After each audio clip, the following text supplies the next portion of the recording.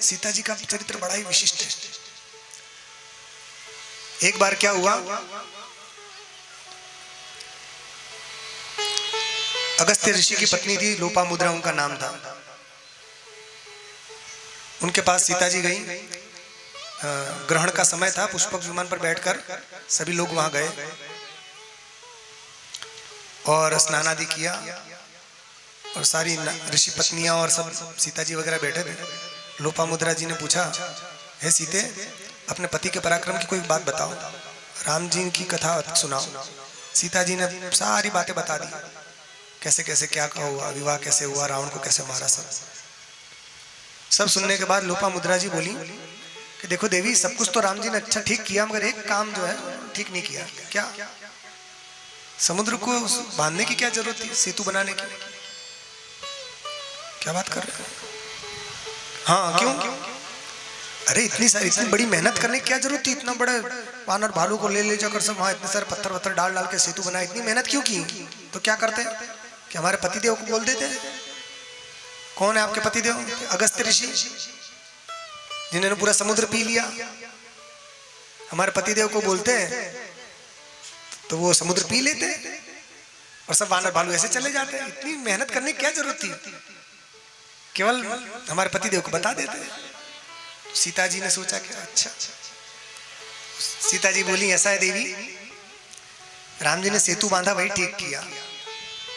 कैसे?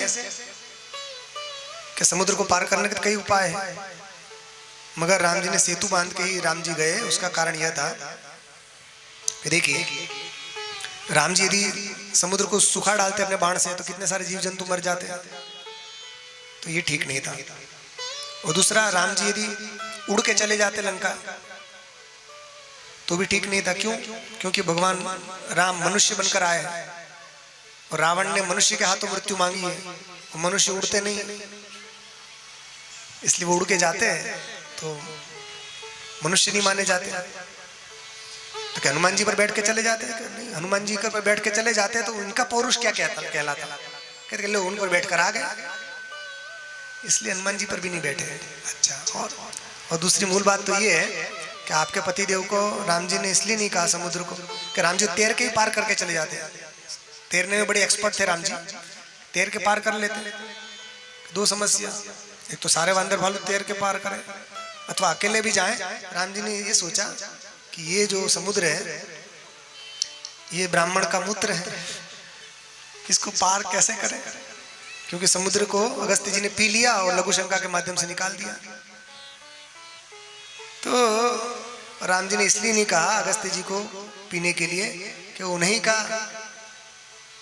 ये मूत्र को उन्हीं को कहते फिर से कि पियो महाराज, तो कितनी अभद्रता हो जाती, अमर्यादा हो जाती। इसलिए देवी, राम जी ने जो सेतु बांधा है वही ठीक किया है। तो सब अवाक रह गई, सब चुप हो गई। ये आनंद रामायण में ये कथा आती है।